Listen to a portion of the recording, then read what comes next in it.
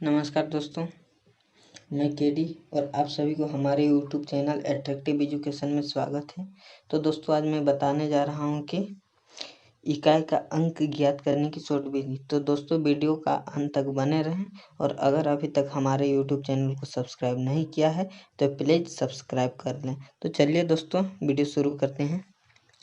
तो जैसे कि 0, 1, 5 और 6 मैं सभी के बारे में बताने जा रहा हूँ, 0 से लेकर 9 तक। तो यहाँ है 0, 1, 5 और 6 के लिए। तो दोस्तों सुनिए आप अच्छा से, ध्यान से थोड़ा दी। तो यदि किसी भी संख्या का इकाई का अंक 0, 1, 5 और 6 रहे तो उसका घातांक कितना भी हो, इकाई की संख्या वही रहेगा। अर्थात दोस्तों, यदि कोई भी संख्या है, उसका इकाई का अंक 0, 1, 5 या 6, ये चार में से कोई भी रहे और यदि उसका घातांक कितना भी ज़्यादा हो या कितना भी कम हो, उसका इकाई की संख्या सेम वही रहेगा। जैसे कि 0 है तो 0 ही रहेगा, 1 है तो 1 ही रहेगा, 5 है तो 5 ही रहेगा और 6 है तो 6 ही रहेगा। जैसे कि यहाँ है 5, 2, 0, 520 का घातांक है 469, तो इसका इकाई का अंक 0 ही होगा। जैसे कि यहाँ है 24, 931, तो और इसका घातांक है 956, तो इसका भी इकाई का अंक सेम वही रहेगा, एक ही। इसी प्रकार यदि यहाँ पे 5 रहता तो भी 5 ही रहता इकाई का अंक, और यदि इकाई का अंक में यहाँ 6 रहता तो कितना भी यहाँ रहता, कुछ भी दिया हुआ होता, तो इसका इकाई का अंक 6 ही होता। तो चलिए दोस्तों आगे, अब 2, 4 और 8 के लिए 4, 2, 4 एंड 8। तो जो 2, 4 और 8 के लिए देखिए, यदि किसी भी संख्या का इकाई का अंक 2, 4 और 8 रहे और उसका घातांक 4 या 4 से गुणज हो तो उसका इकाई का अंक हमेशा 6 होगा। अर्थात दोस्तों, इसमें बताया जा रहा है कि यदि कोई भी संख्या है और उसका इकाई का अंक 2, 4 और 8 है और यदि उसका घातांक कितना भी ज़्यादा हो, उससे कोई मतलब नहीं है, लेकिन यदि उसका घातांक 4 से कट, या तो 4 है या 4 से कट रहा है पूरी तरह से, तो समझ लीजिए कि उसका इकाई का अंक हमेशा 6 ही होगा। एग्जाम्पल मैं दे रहा हूँ दोस्तों, जैसे कि मैं बता रहा हूँ 4, 6, 0, 2, इसका मान के चलिए मैं 112 ले लेता हूँ। तो घातांक जैसे कि 4 से पूरा कट जाएगा, देखते हैं 4, 4 दूना 8, 3 और इधर 3 बचा, 4, 8 है 32, तो यहाँ 32 हो जाएगा, मतलब पूरी तरह से कट रहा है, तो इसका इकाई का अंक 6 ही होगा। इसी प्रकार मैं और एक एग्जांपल दे रहा हूँ, जैसे कि अभी यहाँ अब 8, 9, 6, 4, 5, 8, इसका मैं दे रहा हूँ, इसका 5, 4, 3, 6, 4। तो दोस्तों देखते हैं कि कटता है कि नहीं। तो 4 से 4 1 4, मतलब ये कट जाएगा, काहे कि मैं साइड में काट चुका हूँ। तो ये 13,591 से कट रहा है, मतलब ये पूरी तरह से कट रहा है। तो दोस्तों, इसका भी इकाई का अंक, जैसे कि यहाँ 8 है, तो यदि ये पूरी तरह से कट जाएगा तो इसका इकाई का अंक 6 ही होगा। इसी प्रकार मान के चलिए यहाँ 4 रहता, यहाँ कितना भी रहता और पूरी तरह से 4 से कट जाता तो इसका इकाई का अंक 6 ही होता। इसी प्रकार आगे दोस्तों 3 और 7 के लिए 4, 3 एंड 7। तो दोस्तों इसमें बता रहे हैं, यदि किसी भी संख्या का इकाई का अंक 3 और 7 रहे और उसका घातांक 4 या 4 से गुणज हो तो उसकी इकाई का अंक हमेशा 1 ही होगा। अर्थात सेम दोस्तों, ये जो कट रहा वही सिस्टम है।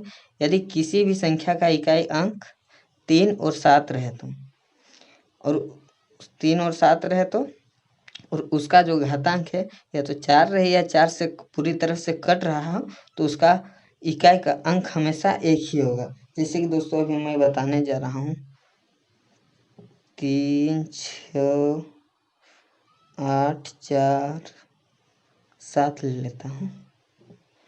और 6 4 काट के देखते हैं।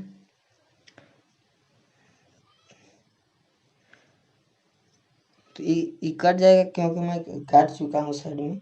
इसी प्रकार और एक एग्जांपल ले रहा हूँ। 9 6 3 7 3, इसका भी ले लेता हूँ 5 4 3 6 4। मतलब ये भी पूरी तरह से कट जा रहा है 4 से, और ये भी पूरी तरह से कट रहा है। तो दोस्तों मैं यहाँ जो लिखा हुआ है कि यदि 4 या 4 से गुणज हो तो उसका इकाई का अंक हमेशा एक ही होगा। तो इसका भी इकाई का अंक एक ही होगा और इसका भी इकाई का अंक एक ही होगा, चाहे इधर कुछ भी हो, घातांक कितना भी बड़ा हो, सिर्फ 4 से कटना चाहिए। तो दोस्तों अभी मैं बता रहा हूँ कि इसमें अभी आप लोग पूरी तरह से नहीं समझे होंगे इसके बारे में भी। तो अभी मैं फिर से अगला टॉपिक में बता दूंगा, उसके लिए भी एक सरल उपाय है। तो उसके बाद दोस्तों 9 के लिए 4 9, यदि किसी भी संख्या का इकाई का अंक 9 हो, यदि किसी भी संख्या का इकाई का अंक 9 हो और यदि उसका घातांक सम हो तो इकाई का अंक 1 होगा, और अगर घातांक विषम हो तो इकाई का अंक 9 होगा। तो दोस्तों ऐसे ही आप लोग जान रहे हैं कि मान के चलिए 9 का ही पढ़ा पढ़ेंगे। तो यदि सम संख्या रहे तो 9 मान के चलिए 3, तो 9 तिया 21। तो ये विषम संख्या है तो इसका इकाई का अंक 1 होगा। और फिर यदि मतलब विषम घातांक का यदि किसी भी संख्या का इकाई का अंक 9 हो और यदि उसका घातांक सम हो तो इकाई का अंक एक ही होगा, जैसे कि 9 1 9। इसी प्रकार यदि सम हो तो विषम, और अगर घातांक विषम होगा तो 9 ही होगा, जैसे कि 9 9 81 हुआ ना। इसी तो ऐसे ही दोस्तों। तो दोस्तों मैं इसमें बता रहा हूँ, यदि आप इसमें काटिएगा तो थोड़ा इसमें समझ में नहीं आएगा, इसमें भी नहीं आएगा और इसमें भी नहीं आ सकता। तो मैं इसके लिए और आगे बता रहा हूँ, उसको ध्यान से देखिएगा। तो दोस्तों जो मैं अभी बोला था कि ये जो टॉपिक है, इस नियम से आप किसी भी कितना भी बड़ा संख्या हो उसका आप इकाई का अंक बहुत ही इजी तरीका से निकाल सकते हैं। तो दोस्तों मैं देखिए यहाँ पढ़ के सुना देता हूँ। घात के रूप में दी गई संख्या का इकाई का अंक ज्ञात करने के लिए, तो देखिए दोस्तों मान के चलिए कुछ भी हो, घातांक में कितना भी बड़ा हो, तो इसके लिए सर्वप्रथम दी गई घात में से एक घटाकर नई घात प्राप्त करेंगे। मतलब कोई भी संख्या घातांक में, जैसे कि यहाँ मैं लिखा हुआ हूँ 3 2 6 और 4, यहाँ घातांक है 3264। तो इसको क्या करना है दोस्तों, और इसके बाद नई घात को 4 से भाग देकर शेषफल ज्ञात करें।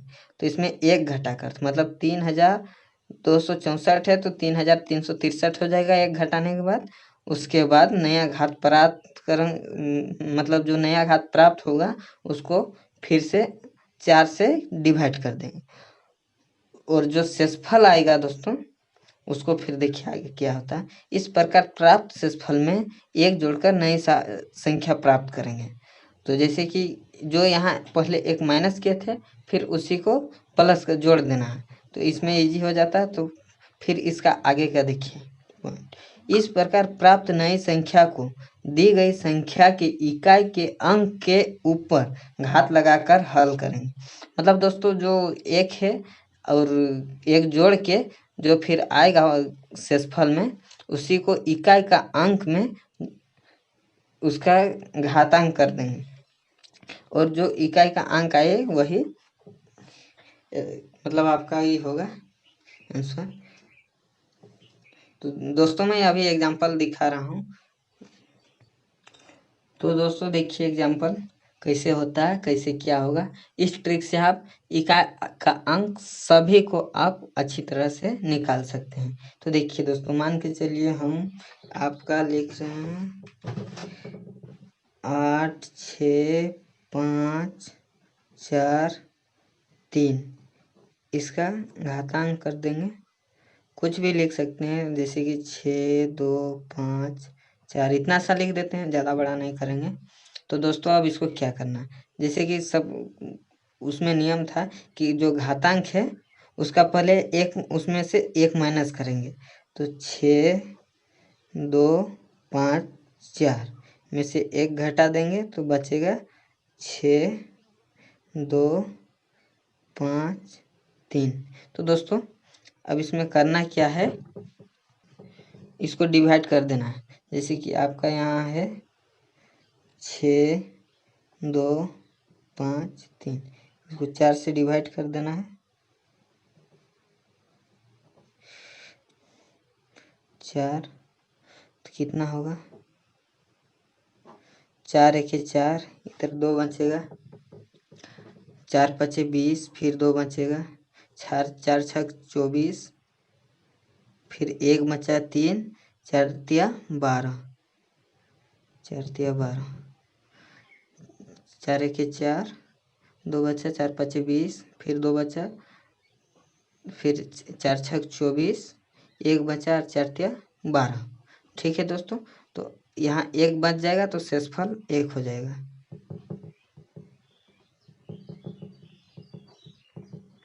तो इसी शेषफल में दोस्तों अब क्या करना है कि वहाँ नियम के अनुसार फिर इस शेषफल में से सॉरी दोस्तों, शेषफल 1 बच जाएगा। तो इस शेषफल में से 1 फिर जोड़ देंगे, जो यहाँ आप 1 माइनस किए उसी को बस यहाँ प्लस कर देना। तो 1 + 1 2। अब दोस्तों समझ लीजिए कि यहाँ आपका 3 है, तो फिर इसी इकाई का अंक का जो यहाँ आया उसी को कर देंगे 3 का स्क्वायर। तो अब ये दोस्तों इसको तो आप बहुत ही इजी तरीके से जानिएगा, तो इसका 9 हो जाएगा। तो इसी प्रकार दोस्तों मैं और एक एग्जांपल दे रहा हूँ। मान के चलिए 2 5 6 7 कुछ भी ले लेते हैं, इसमें भी 4 9 3 इतना सा ले लें। दोस्तों अब इसको करना क्या है, फिर इसमें से 1 घटाना है। 4 9 3 माइनस 1 बराबर 4 4 9 2। फिर इसको काट देना, कितना से, 4 से। कितना होगा, 4 1 4, 4 दूना 8 और 4 तिया 12। कट गया दोस्तों ये पूरा। तो दोस्तों अब इसको करना क्या है, देखिए अब इसका तो शेषफल 0 बच गया, बहुत अच्छा आया है। तो 0 जो यहाँ माइनस किए हैं प्लस उसी को 1 जोड़ देना है, तो बराबर 1 हो गया। तो शेषफल 0 बचा था,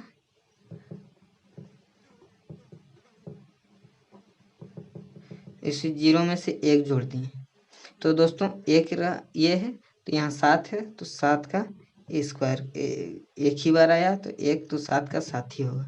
तो दोस्तों ऐसे ही बनेगा। यदि अंतर भी दिया हुआ रहेगा दोस्तों, जैसे कि इसी का मैं ले रहा हूँ कि 8 6 5 4 3 का ये है, यहाँ माइनस दिया हुआ रहेगा, फिर ये लिखा रहेगा 6 7 और 4 9 3। अब पूछेगा कि इसका इकाई का अंक क्या होगा, तो इसको तो पूरी तरह से मालूम है कि इसमें 9 आ रहा है और इसमें 7 आ रहा है। तो बस इकाई अंक देखना है दोस्तों, ज़्यादा नहीं। तो इसका इकाई का अंक 2 हो जाएगा। यदि दोस्तों मान के चलिए कहीं भी, मान के चलिए ये इधर रहता, ये इधर रहता, तो यहाँ 7 - 9 हो जाता आपका। तो 7 - 9 तो ये माइनस में हो जाता दोस्तों। तो इसके लिए क्या करना था, यदि कि कोई भी अंक आ जाएगा माइनस में, जैसे कि आ जाता ये वाला इधर रहता, ये इधर रहता, तो यहाँ 7 - 9 हो जाता, तो बराबर -2 हो जाता। तो इसमें आप करना क्या चाहिए कि कहीं भी यदि ऋणात्मक आ जाएगा तो उसमें -2, कोई भी ऋणात्मक अंक आ जाएगा उसमें +10 कर देना। तो अब देखिए दोस्तों यहाँ 8 हो जाएगा, तो इसका इकाई का अंक 8 ही होता। भले इधर अंक छोटा था, उससे कोई फर्क नहीं पड़ेगा, लेकिन उसका जो इकाई का अंक रहेगा 8 होगा।